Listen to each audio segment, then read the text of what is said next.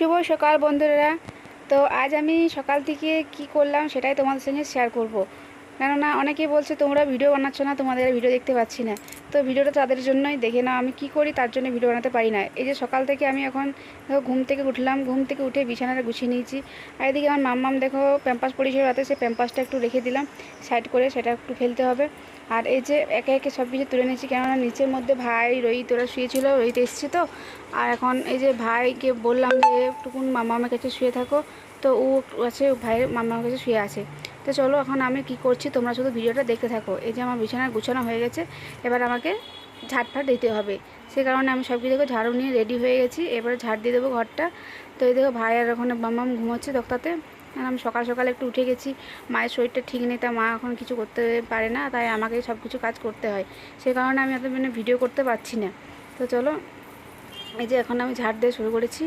আর এদিকে অনেক কি বলবো, অনেক নোংরা ছিল, আমি অসুবিধা হচ্ছে, মানে অনেক দিন কাজ করি না তো সেই কারণে। এই যে আমাদের একটা ছোটো দরজার মধ্যে লাগানো থাকে, সেটি এদিকে রেখে দিলাম।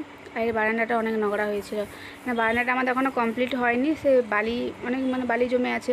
তো নিচেটা ঠিক দেখাতে পাচ্ছি না, কেননা ক্যামেরা ধরবারও তো কেউ নেই, তো আমি নিজেকে এভাবে একটু ভিডিও করতে হচ্ছে। তো কি করব, চলো তোমাদের জন্য এইটুকু ভিডিওটা এইভাবে একটু করলাম। তো দেখো কেমন হয়েছে, সবাই কিন্তু কমেন্ট করবে অবশ্যই।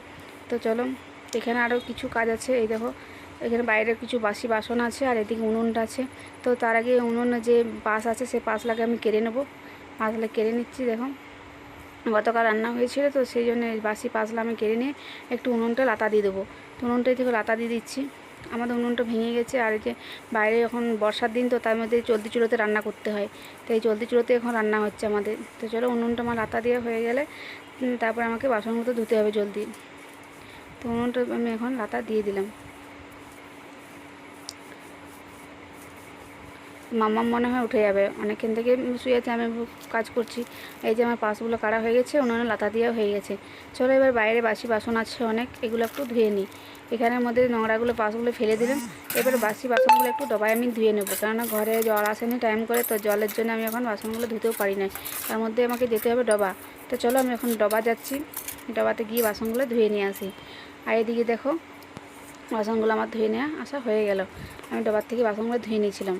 তারপরে এখানে একটা আমার খরগোশ আছে, সেই খরগোশের জন্য ডবা গিয়েছিলাম, সেখানে কত শুশনি শাক দেখেছিলাম, সেই শুশনি শাকগুলো নিয়ে এলাম খরগোশটার জন্য, কেননা খরগোশটারও ওর তো খিদে পায়, তো ওকে আমি কিছু খাবার এনে দিলাম, ওই যে শুশনি শাক। তো চলো ওকে আমি শুশনি শাকগুলো দিয়ে দিলাম, ও এখন শুশনি শাকগুলো খাবে। তো চলো ভিডিওটা এই অবধি। আমি আর এখন কি বলবো, মাম্মা আমার উঠে গেছে, তার ভিডিও করতে পারছি না। তো কেমন হয়েছে অবশ্যই কমেন্ট করে জানাবে, দেখা হবে নেক্সট ভিডিওতে। চলো সবাই ভালো থেকো, সুস্থ থেকো, বাই বাই। এই দেখো উঠে